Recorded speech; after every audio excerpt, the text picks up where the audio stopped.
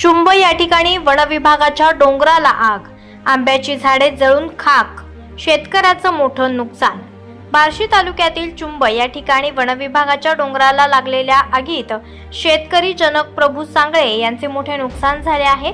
सांगळे यांच्या गट नंबर 73 आणि गट नंबर 79 मधील फळं लागलेली आंब्याची झाडं या आगीत जळून खाक झालेली आहेत। या आगीत अनेक आंब्याची झाडं पूर्णपणे जळाल्यानं शेतकरी जनक सांगळे यांचे प्रचंड आर्थिक नुकसान झाले आहे।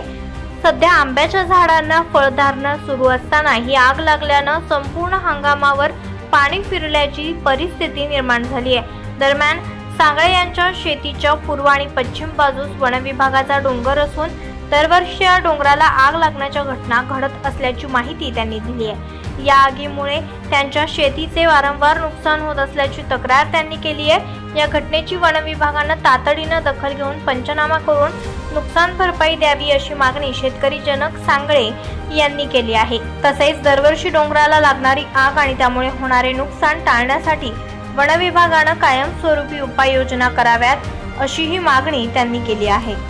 जनक प्रभू सांगळे मौजे चुंब रहिवासी असून माझे क्षेत्र गट नंबर 73 आणि गट नंबर 69 फॉरेस्टच्या दोन्ही बाजूला आहे।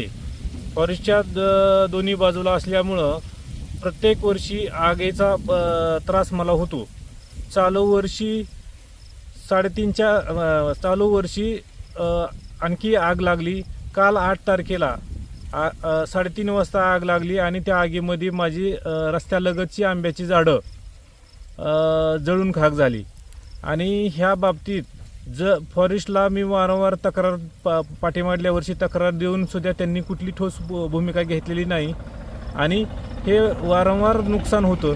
ह्यासाठी फॉरेस्ट ऑफिसनं काहीतरी ठोस उपाययोजना करावी, नसेल तर मला त्याबद्दल तुमच्या ऑफिससमोर उपोषण वगैरे अशा काहीतरी भूमिका घेऊन मला तुम्हाला जागं करावे लागेल।